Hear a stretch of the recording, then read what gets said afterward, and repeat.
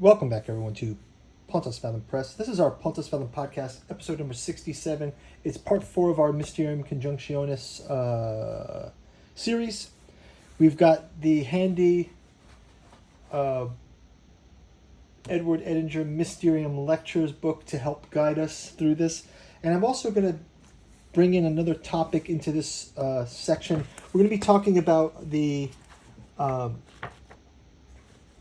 in the paradoxia, we're going to be talking about the dog, topics of the dog, topics of the alchemical allegory, topics of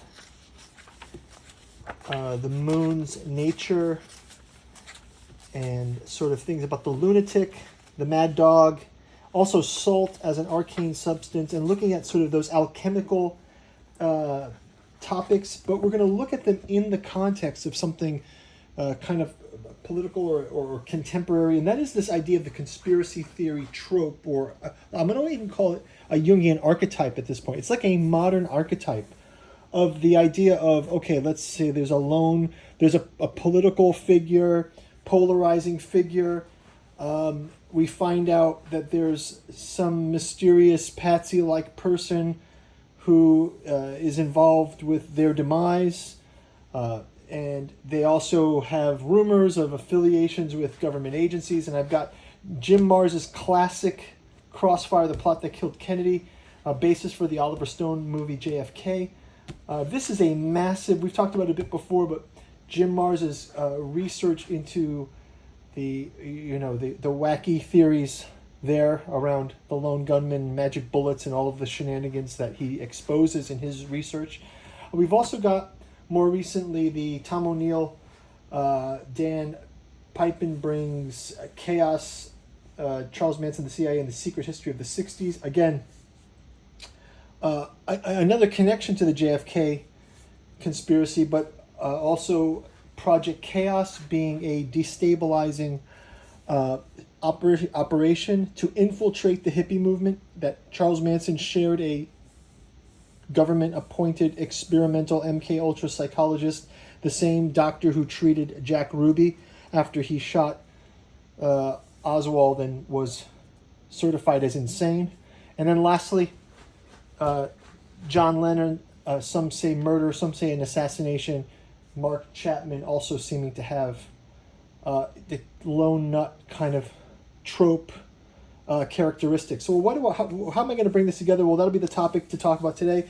But I think in a nutshell, the concept here is it's getting to a point where these stories are almost like, we have that kind of archetype of the heroic journey. Well, now we have the archetype of the government cover-up. That's a modern kind of thing. And I want to bring this up in the sense of the true nature of Jungian, let's call it integration, is how do we survive these things? I mean, one of the things I always think about, my parents were alive in the time of, they say, where were you when Kennedy was shot? Well, my parents were alive at that point, and young adults, they were adults and remembered where they were at that time, and it was a big impact in their life. And I want to say it's almost like a national scar, because not only is there the event, and each of these have this kind of thing, each of these stories I remember when Lennon was killed, and I remember I was in high school, and I remember just kind of being shocked. I was a big Beatles fan. It was just like, who would have done this? Why, right? And then I think similar to the way that the nation was destroyed, and, they call it the death of the 60s narrative with the Tate LaBianca murders of the Charles Manson family, right? So I think all of these have a traumatic effect on the psyche of the population as whole. So if you think of it as in a Jungian kind of whole idea, the Mysterium Coniunctionis, one of the aspects of this alchemical process is the ability to integrate the opposites, right? We integrate the opposites to have a greater understanding, a greater whole. This is the alchemical transformation. This is the mystery. And I kind of want to talk about what is the healing, what is the discernment given the nature of these kind of events, and how do they fit in with this topic. So we'll put these aside for now. We'll jump into Mysterium Coniunctionis. right off the bat. I also got Rule by Secrecy by Jim Marrs on here. We're talking about conspiracy theories, episode 67 with Jungian alchemy. Let's jump right into this dog topic. So we're in the personification of the opposites, and it says the dog, this dark side of the moon, is hinted at in the ancient invocation to Selene as the dog or the bitch in the magic papyrus. It is also said in the second hour Helios appears as a dog. This symbolization of the dog entered Western alchemy in the Liber Secretorum. It says, Hermes, my son, take the Coruscant dog and an Armenian bitch and join them together, and they will, that's the female dog, right? I'm not trying to be, you guys know. Join them together, and they will get a dog of celestial hue. And if he is ever thirsty, give him water to drink, for he will guard your friend, and he will guard you from the enemy, and he will help you wherever you may be. And he will always be with you in this world and the next. And by dog and bitch, Hermes meant things which preserve bodies from burning from the heat of the fire. So this is sort of like the secret. When you join them together, the two will beget a puppy of a celestial hue, and that puppy will guard you and your house in the beginning of this world and the next. And this is explained in parallels like the Rosarium mentions the union of the red and white. The red slave has married the white woman. And it's clear that the mating must refer to the royal marriage of the sun and the moon, of Sol and Luna. So we see this throughout Jung's approach to I want to say the way Jung took alchemy, and he found that in his studies that the alchemical formulae, like these are alchemical stories that he found actually had some deep resonance in the archetypes, in the primacy of things. And I think that what Jung kind of found from these was a way to apply alchemical type language to psychological alchemy. So he's not talking about turning lead to gold. He's talking more about how do we get to that place where integration can happen between the unconscious and the conscious, right? How do we surface the unconscious? So here we have a picture of the brother-sister pair, the tarot of the moon card.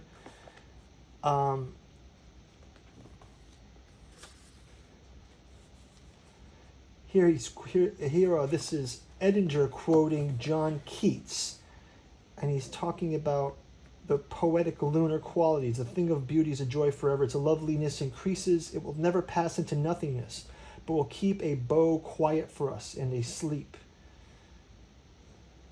The endless fountain of immortal drink. So there's a certain idea of the moon here. And let's go to the dog.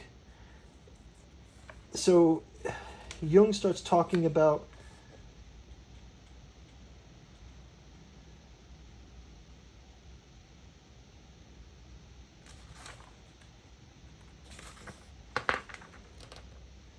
the dog as a pursuer, the dog as the guardian, the dog at the gates of hell, sort of, right? So the dog as a pursuer, the dog's associated to hell and the underworld. Cerberus, the dog of hell, is the guardian dog of the underworld.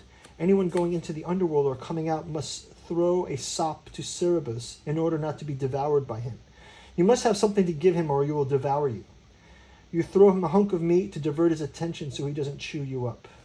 Right? So this is sort of you can see how the dog is despised and rejected, the dog is guardian, the dog is companion and familiar.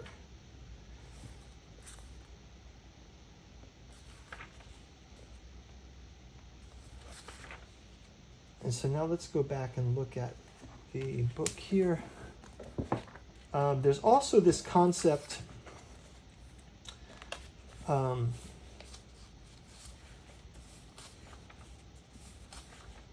the chameleon. Whence comes the chameleon in our chaos, and all the secrets are hid in their potential state. The chaos as prima materia is identical with the waters of the beginning. According to the Olympiodorus lead, also the prima materia. It contains a demon that drives the adept mad. Curiously enough, the Wei Po Yang, the Chinese alchemist of the 2nd century, compares lead to a madman clothed in rags. Elsewhere, Olympiodorus speaks of the one cursed by God who dwells in the black earth. This is the mole which the Olympiodorus relates from a Hermetic book, and had once been a man who divulged the mysteries of the sun and was therefore cursed by God and made blind. He knew the shape of the sun as it was. So it's not difficult to discern in these allusions the dangers, real or imaginary, which are connected with the unconscious.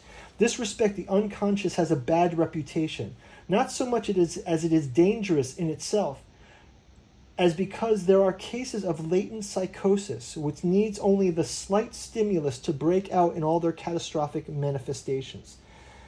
As an anamnesis or a touching of the complex may be sufficient for this. But the unconscious is also feared by those whose conscious attitude is at odds with their true nature. Naturally, their dreams will then assume an unpleasant and threatening form, for if nature is violated, she takes her revenge to compensate the conscious position. So he calls out the raving madness of an infant assuaged with caresses by the doves of Diana, the pair of doves and Astarte in alchemy represented like winged creatures, the aqua extracted of a transformative spirit. There's another passage in the Introis Apparatus which reveals this context. It says, "If thou knowest how to moisten the dry earth with its waters, thou wilt loose the pores of the earth, and with this thief from outside will be cast with the workers of wickedness, and the waters by an admixture of the true sulfur will be cleansed from the leprous filth and from the superfluous dropsical fluid.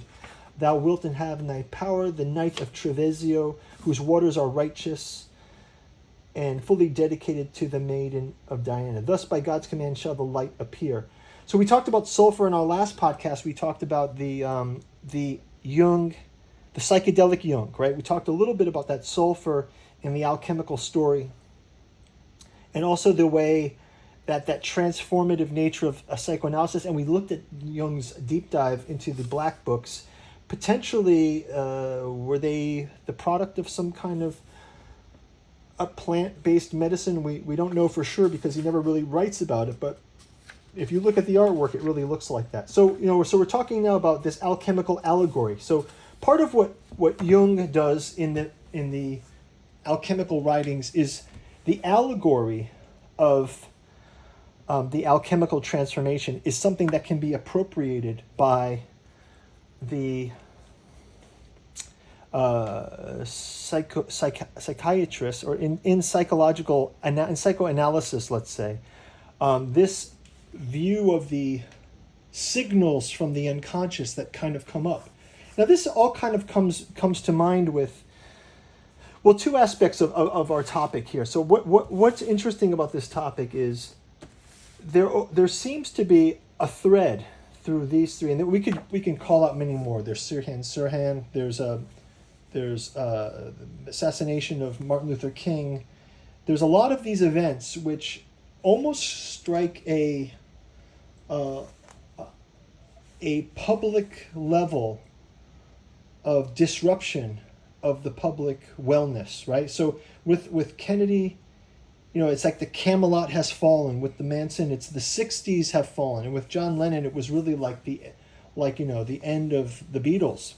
Or it's almost like that thing that the populace loves is now spoiled and defiled. And it's done in such an unceremonious way that it almost has a kind of ceremonial aspect to it. One thing that I found interesting is I was kind of digging through it, and I'll kind of go through this with you a little bit. I said, what if we just took the alchemical framework, so Jung's alchemical framework, and kind of applied it to the standard conspiracy theory, right? So let's take this idea, we're talking about the dog here, the union of the sun and the moon, but also let's just take it to that level of the different phases of alchemy, right? So we have calcination, dissolution, separation, conjunction, fermentation, distillation, coagulation, multiplication, projection, and then the Mysterium Coniunctionis, the Oppositorium, the union of the oppositor, the Ouroboros, right? The Ouroboros, the union of the opposites. So let's kind of go through, I just took some notes on this. It's like, so in alchemy, calcination, it represents the process of breaking down and purifying materials through heat. Now, this is kind of like identifying the scapegoat. So we have a scapegoat in all of these. We've got Mark J. Chapman, we've got Oswald, we've got Manson, the scapegoats who are, now although Manson is the perpetrator of those things, we find that the CIA is behind him if we go by Tom O'Neill's, or he purports that perhaps Manson was part of something like an MK Ultra Project Chaos, a government conspiracy theory, let's call it, that was infiltrating the hippie movement, supplying them with drugs to see what would happen to destabilize the population, right? So they're kind of pushing into this area as an experiment, right? And then Manson was kind of like their lab rat that went wrong, right? What do they call it? Blowback, right? Collateral damage. So we have a scapegoat in all three stories. Chapman, Oswald, even Ruby is kind of a second level scapegoat. And then Ruby shows up in Chaos 2. They share the same doctor as Manson, right? Interestingly enough. So the scapegoat is the individual who's going to be metaphorically burned, right? We're going to burn this guy. Burn them in the sense of they're the patsy, burn them as their reputation. They're going to destroy them, right? So the next one is you create the false narrative, right? This is the dissolution, right? So the next alchemical task is alchemy refers to breaking down of the solid materials, heating them. And this is what creating the false narrative is sort of like. The false narratives is breaking down the truth, dissolving the truth. And then what emerges is the fabricated story that serves the interest of the perpetrators, right? So next is planting false evidence, right? So not only do they have the narrative, but they've got to back the evidence up with, well, each of these have a report. You know, there was the Warren Commission, right? The Warren Commission. You've got the other book that was out, and we find that Buglosi's book, he sort of plays a part in the Helter Skelter book, plays a part in this.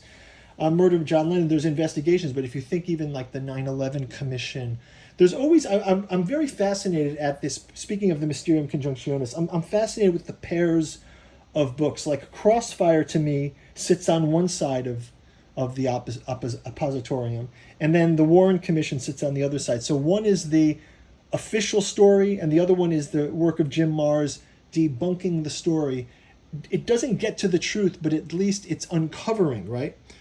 So this controlling of the narrative is the conjunctio, right? The conjunctio in alchemy is the merging of the opposites. So what happens with this is, not only do they have the false narrative, not only do they have control of the narrative, you know, it's classic that I believe it's the FBI that coined the term conspiracy theory, that you bring that term out in the media to start creating a debunking trail.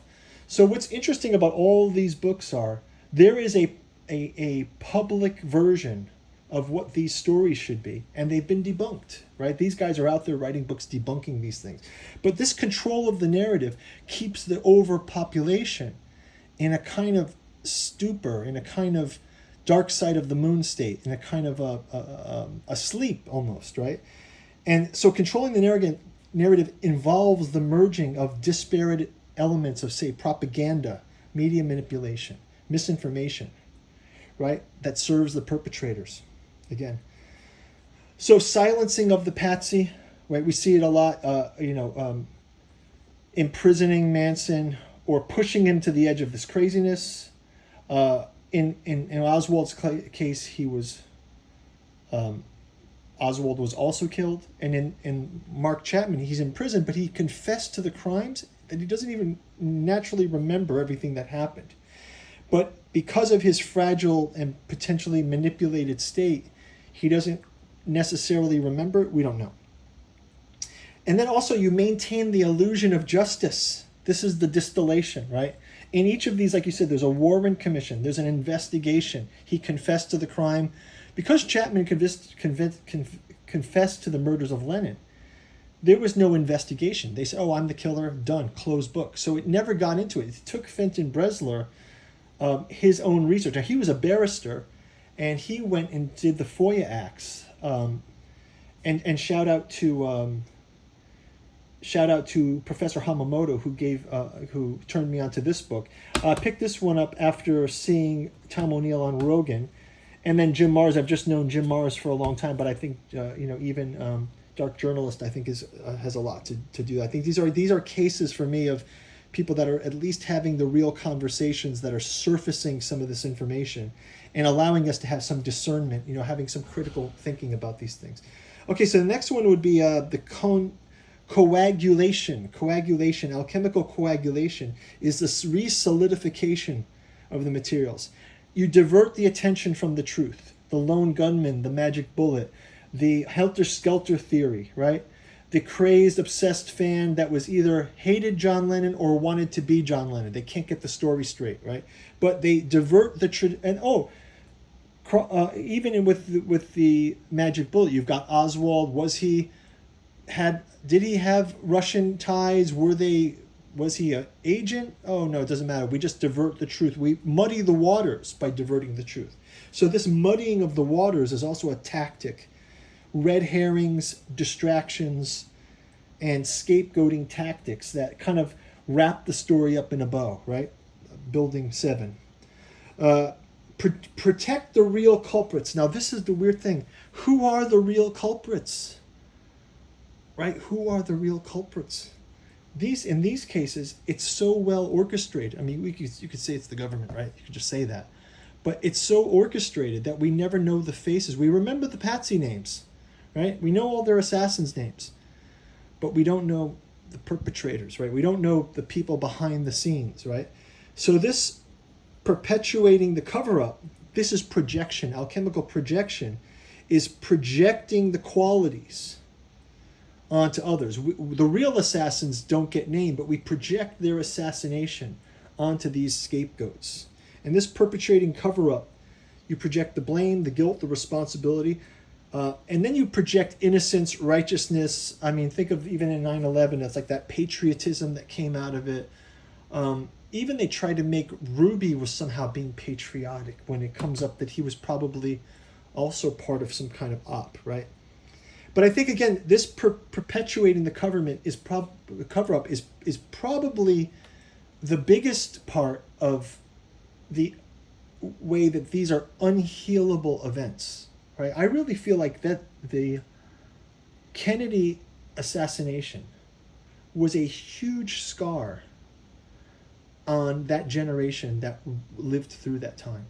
Because not only was the heroic, the president that they felt was a heroic game changer, not only was he met his demise before his time through nefarious means, but also it was sort of the end of a kind of a democratic innocence, right? It's sort of the end of a democratic innocence and era. And then the people, since then, we're still talking about it. We're still wrapped up in drawing the tension away from the earth. We're still wrapped up in a loop. And I think that when we talk about loops, now we go back to Jung, and the loops are what we can call the complexes, right? So it's almost like a societal level complex. So the conspiracy thought experiment that I'm walking us through now is kind of like a cultural complex, and it's a new archetype, right? Finally, we've got the union of the opposites, and this is our reflecting on the ethical implications, right? So it's not enough to just say, oh, well, the government did it, things are corrupt. I think we have to take it another step further, right? The oppositorium that we're talking about through Mysterium Coniunctionis is a reconciliation of the conflicting forces. So if there's going to be some kind of a healing, we need that discernment to stand up and say, you know what? This is BS. This is BS. This smells wrong, and it is wrong, right? And then you're reflecting on ethical implications, using the use of did anyone really believe in the magic bullet? I remember sitting around the dinner table with my parents, my aunts, and my uncles. This was back in the 70s, and they would always talk about the Kennedy assassination. Nobody believed the real story. They were like, come on, that guy couldn't have done it. And they would have their theories, and some of those theories were also second level ops, right? That the mob did it, the Cubans did it, the Russians did it, the government did it. There was all kinds of muddied waters. But they were aware that they had been deceived. They had been aware, but there's a coercion, there's a political crime that's happening against the people, right? And then that keeping these stories as examples and kind of laying them out in this way, I think we start to see the pattern here for greater awareness, a greater accountability. And I think this is why I'm going to call this political crime kind of conspiracy theory trope something that we're trying to look into to get a leg up on it, right? So let's go back into this. Let's go back into we talked about the dog. I wanted to talk about the alchemical allegory. We talked a little bit about that. I wanted to go into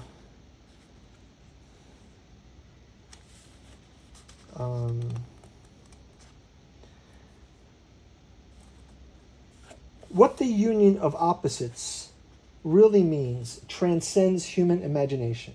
Therefore, the worldly wise can dismiss such a fantasy without further ado, for it is perfectly clear. Tertium non datur. But that doesn't help as much, for we are dealing with an eternal image. We're talking about the Coincidentia Oppositorium. The same idea penetrated into Christianity in the form of the apocalyptic marriage of the Lamb, and we seldom find a high point of religious feeling where this eternal image of the royal marriage does not appear. The marriage of the Lamb, right? This is in Revelation 22. So we're going now to, so it says, we are dealing with an eternal image, an archetype, from which man can turn away his mind for a time, but can never turn away permanently. So here we are. We can turn our mind away from it, but not permanently, sort of trapped in it. So as long as he knows that he is the carrier of life, and that is therefore important for him to live, and that the mystery of his soul lives also, no matter whether he is conscious of it or not.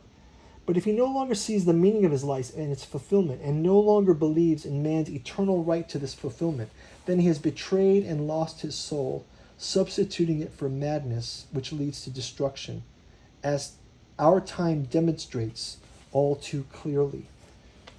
The machinations of the thief, our text says, are unavoidable. They are the integral part of the fateful drama of opposites, just as the shadow belongs to the light. Reason, however, cannot turn this into a convenient recipe, for inevitability does not diminish the guilt of what is evil, any more than the matter of what is good. Minus remains minus, and guilt as ever has to be avenged. The guilty and the avenged, right? We have examples of this, right? Evil follows after wrong, says the Capuchin friar in Wallenstein's camp, a banal truth that is too readily forgotten. And because of this, winged youth cannot lead his bride home as quickly as he would. The thief in our text is armed with all evil, but in reality is merely an ego which is the shadow of the abysmal depths that human nature begins to appear.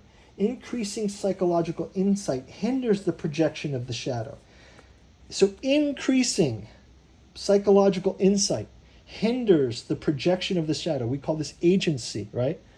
If you know, and in these stories, we're taking the term discernment also. When we discern something's fishy in the murder of John Lennon, when we discern the official story of the Warren Commission is bonkers, as Jim Marrs fills a massive tome of evidence against this, right? When we look into the underpinnings of, this is a mind-blowing book. I recommend you guys to read this book of Charles Manson perhaps being some kind of experimented upon, right? So anyway, we go in, it says, increasing psychological insight hinders the projection of the shadow, and in this gain in knowledge logically leads to the problem of the union of opposites. One realizes, first of all, that one cannot project one's shadow onto others, and next, there is no advantage in insisting on guilt, as it is much more important to know and possess one's own, because it is part of oneself and a necessary factor. Without nothing, this sublunary world will still reside. Though it is not said that the lunar persona, the dark side, as we have seen, is something very suspicious about the new moon. Nevertheless, the winged youth loves his moon bride, and hence the darkness to which she belongs, for the opposites only flee each other and attract to one another. The darkness which is opposed to light is the unbridled instinctuality of nature asserting itself despite all consciousness.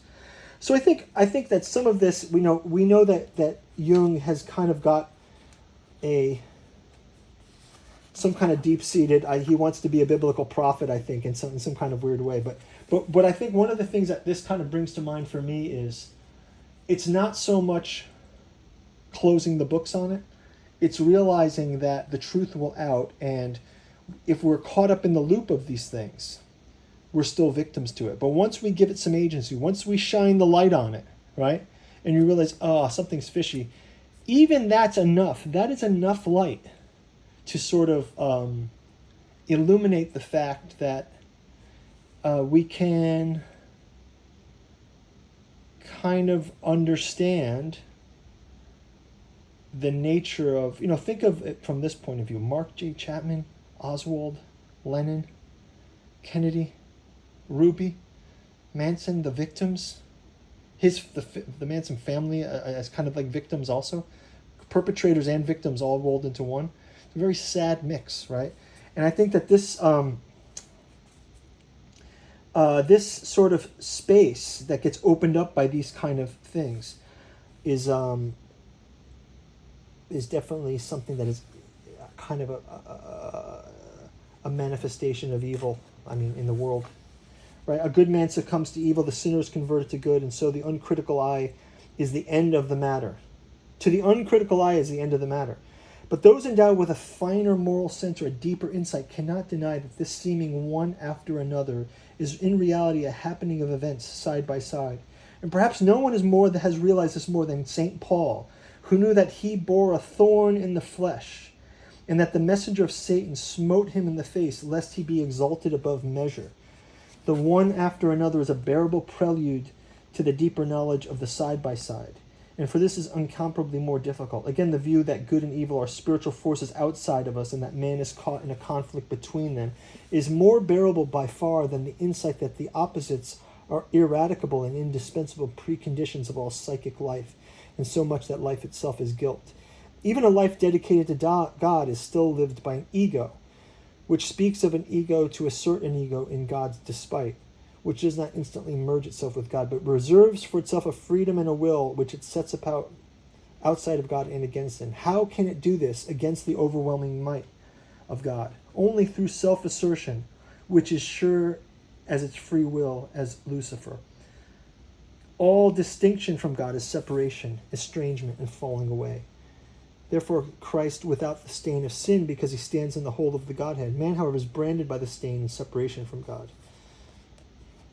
But then he kind of goes into the hieros gamos, the pair. Let's kind of see what we've got Edinger talking about. This is 204.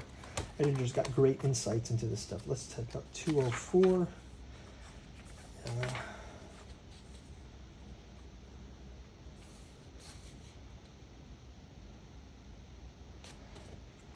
So you talk about Faust, the Corsican dog. He says, I'm going to stop here because it much serves my purpose. He says, the psychological point is that the recipe is evoked in response to an expression of fear of the enemy in my house.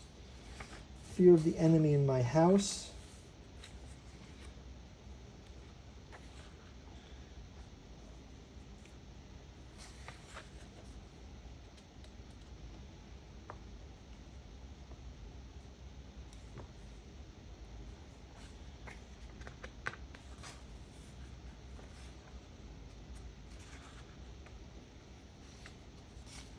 The same symbolism attached to the dog as the shepherd. So the dog in his role has the same attributes as the image of the good shepherd. Sirius, the bright star in the sky, the dog star, is the chief star in the constellation Canis Major, the big dog. That star, the dog star, was worshipped in ancient Egypt in the special rituals with connection to its rising.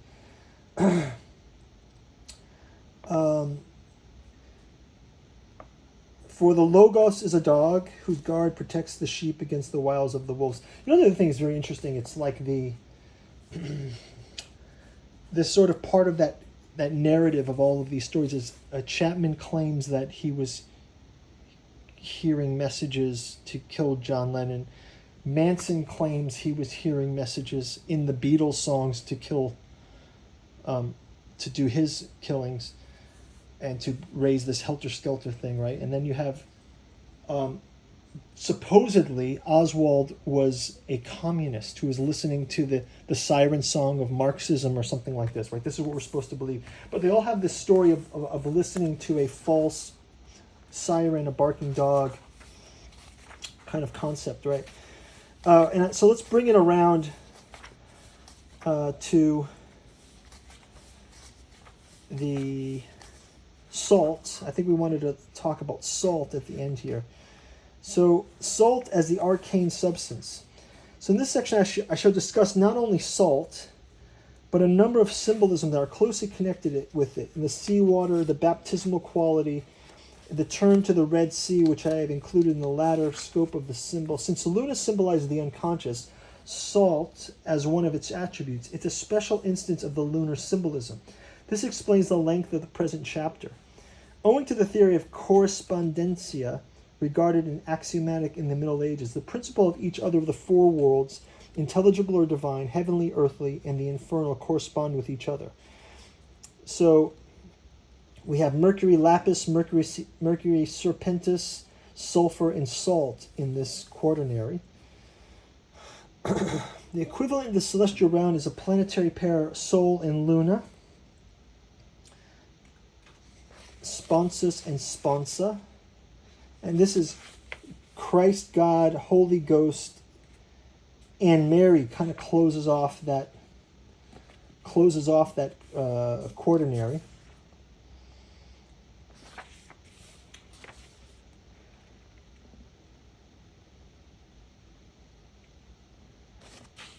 If we were to compare this train of thought, this is about, on the contrary, the dismemberment and self-devouring of the dragon probably seemed to them a commendable operation. Dorn, however, saw that the quaternary, the absolute opposite of the Trinity, namely the female principle, seemed to him to be called the four-horned serpent.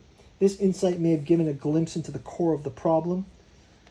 The devil he thought of was the binarius itself.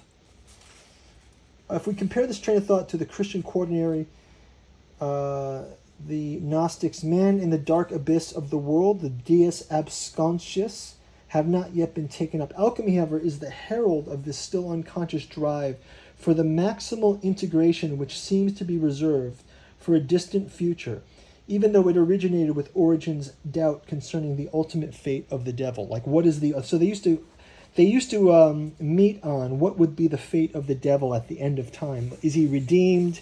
Is he punished? And I think that part of this is an integration problem, right? So salt also has an obvious relation to the earth. Not the earth as such, but our earth, which is naturally meant the arcane substance. This is the evidence of the aforementioned identification of salt with the earth dragon.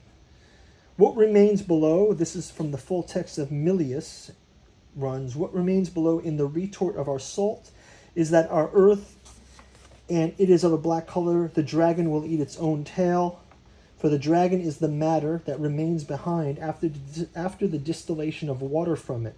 And this water is called the dragon's tail, and the dragon is its blackness, and the dragon is saturated with his waters and coagulated, so he eats his own tail. And then this sort of fits in with salt's role in the alchemical process. And let's just kind of see what does Professor Edinger have to say about this. This is 244. 244. So here we have the union of the opposites as a kind of monstrosity, right? In simplest form, this monstrous creature is a picture as seen below in the emergence of the self. On the other hand, the quaternary, represented by the picture of what's going on in heaven, is emergent and seen from above. So they have the quaternary picture here. This is the picture of the Holy Trinity. This is the Pandora picture. So he says, in simplest terms, the monstrous creature is a picture as seen from below of the emergence of the self. On the other hand, the quaternary represented by this picture and by what's going on in heaven as a representation of the emergent self as seen from above. So there's sort of like the seeing the self from below as it rises, and then seeing the self from above as it climbs up toward the heavens, right? The symbolic image of the self, such as the quaternary, creating one of the coronation of the Virgin Mary and her entrance into heaven, are beautiful, grand, and numinous. But the living experience of the self is very different. The living experience of the self is a monstrosity, right? So this sort of says, think of it like this. You're wrestling with the world. And I think even in these conspiracies, right? Here we are. This goes back to the unhealed nature of the alchemical, let's call it the archetype of the conspiracy like this. Like I said, I can remember sitting around the dinner table and my parents were always doubting the official story. My uncle had a collection of books on the JFK assassination, and told from different points of view. And I think he was on that theory that the mob was involved, and the mob was somewhat involved. If you read through some of those Bay of Pigs things and plots against Castro, a lot of that comes up in both of these books, right? So I think that I'm bringing it up to say the idea here is that it's difficult to hold the oppositorium in one's lifetime, right? You're somewhere between the truth, discernment, and the lies that are being fed to you, and you have to kind of balance that out to be healthy. And I think that some of this is returning to this sort of numinous nature, and they're symbolizing this with the Virgin Mary's entrance into heaven. The living experience of the self is a monstrosity, right? You can see that it seems monstrous if you look at this picture close up. This union of opposites doesn't make sense, really. But if you think of it as the living experience of the self is coming together of opposites that appalls the ego and exposes it to anguish, demoralization, and violation of all reasonable considerations. That's what a monstrosity is, a violation of everything we've come to expect that is natural, reasonable, and normal. This is how the Corinthian of the Virgin in heaven looks from the standpoint of the limited earthbound ego. It looks like the emergence of a monstrosity out of a lump. And here we have it, right? These horrible things that were perpetrated upon not only just the American people, but the world, right? The end of the 60s, the end of democracy, right? The end of the dream of the Fab Four, something like this. Or maybe even the working class hero. John Lennon was reinventing himself there with some of those solo songs. He had been followed by the FBI. If you go into this Frenton Bresler book, there's so many interesting things in this. It talks about search for the Manchurian Candidate, Project Bluebird. The FBI was following Lennon, and here's an example here. It says, none of them knew that as they sat in their comfortable first-class seats, this is George Harrison, John Lennon, Yoko Ono, and Harrison's wife, Patty Boyd. None of them knew as they sat in their comfortable first-class seats that a few hours earlier, J. Edgar Hoover had sent his secret memorandum to his Los Angeles and New York offices. John Lennon, George Harrison, Patricia Harrison, informing concerning. The American version of the British 22470, a representative of the Department of State advised the American Embassy in London has submitted information showing the captioned individuals planning to depart London.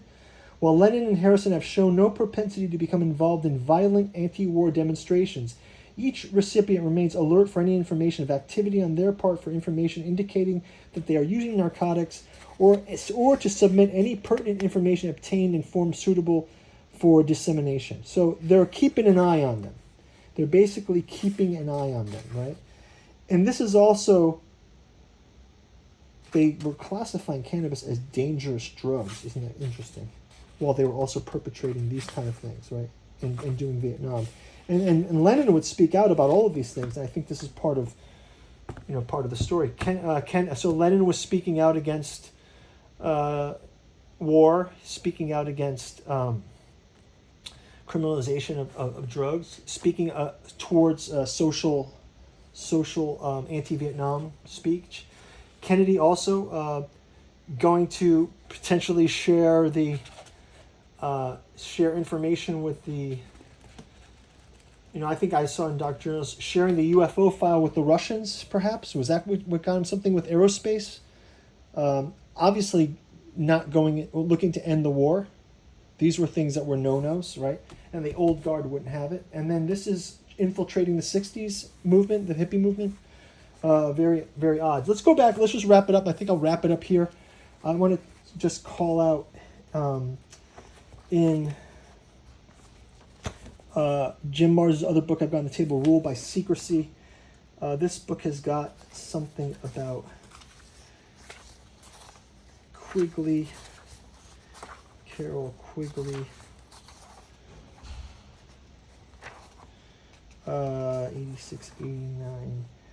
So here we've got this section.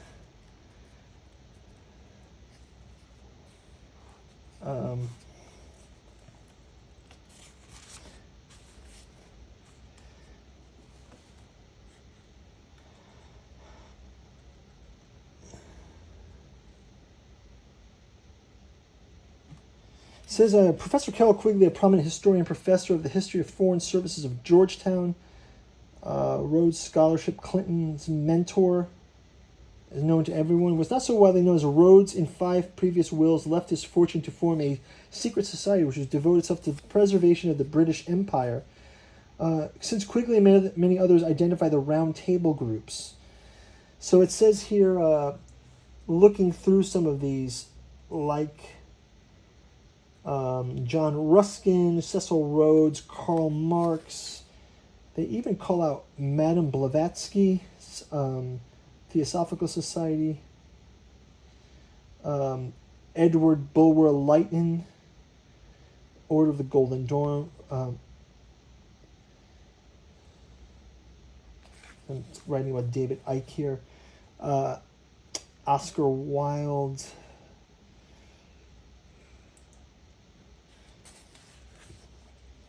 The Round Table start out a collection of semi-secret groups formed along the lines of Illumination and Freemasonry with inner and outer circles. In a pyramid hierarchy, the inner circle was called the Circle of Initiates, and the outer circle was called the Association of Helpers. It's noted that the Arthurian legends concerning the Holy Grail is closely related to the controversial notion of the continuing bloodline of Jesus, the Son Grail. Then he goes in more about Carol Quigley, the Rothschilds, Skull and Bones. So yeah, I guess I'll just wrap it up with saying part of the this alchemical experiment that I kind of was running today was just a little bit of thinking of not only Jungian alchemy as being appropriated, not a proto-chemistry, but as a psychological tool. But the way that these conspiracy theories are actually, we all know about our own personal journeys. We have our own parent complexes. We have our own indications from where we live, the culture of the time, these things that we grow up with. But when you have a mass event that affects a mass of people, like the murders in these stories, and you start to see that there's probably some kind of mechanism at work there, it's almost a modern archetype. And I think that if we're going to get any discernment and agency over this, like Jung was saying in Mysterium Coniunctionis, saying that by shining the light on things, by having the ability to describe them and see the structures of them, they lose their unconscious power over us. This is psychological agency, right? So I think this kind of agency is the good agency, right? So we have the bad agencies, and we have the good agency, which is our individual agency that we learn and grow from. So hey, that's going to be part 4 of our Mysterium Coniunctionis podcast. If you guys like to support what we're doing here, you can go check out our Patreon. We've also got a bookstore link down below, Artificial Psychoanalysis of Desiring Machines. You can go check it out. Is it the rise of artificial intelligence, or is it the automation of humans? You can go check that out in the bookstore. Looking forward to your comments below. Thanks for watching. We will probably have a part 5 as well. I do want to move on to some other topics that I've got coming. I want to do a Beatles topic that's coming up. I also want to do I'm interested in kind of going off of reading the Kennedy thing in 60s. I seem to be in the 60s space recently. I want to do one about Neil Armstrong, the moon, the X-15 program, things like that. So some new stuff coming up. So thanks for watching, everyone. Go check out the Patreon. Go check out the bookstore link below. Leave your comments below. Like and subscribe. Share this. We're trying to grow the channel to get it monetized. Appreciate everyone who's here. Thank you. Have a great week. Talk to you soon. And if you have any comments or questions, I'd love to read them down in the comments below or over on the Patreon. So thanks a lot. Talk to you guys soon. Take care. Bye-bye.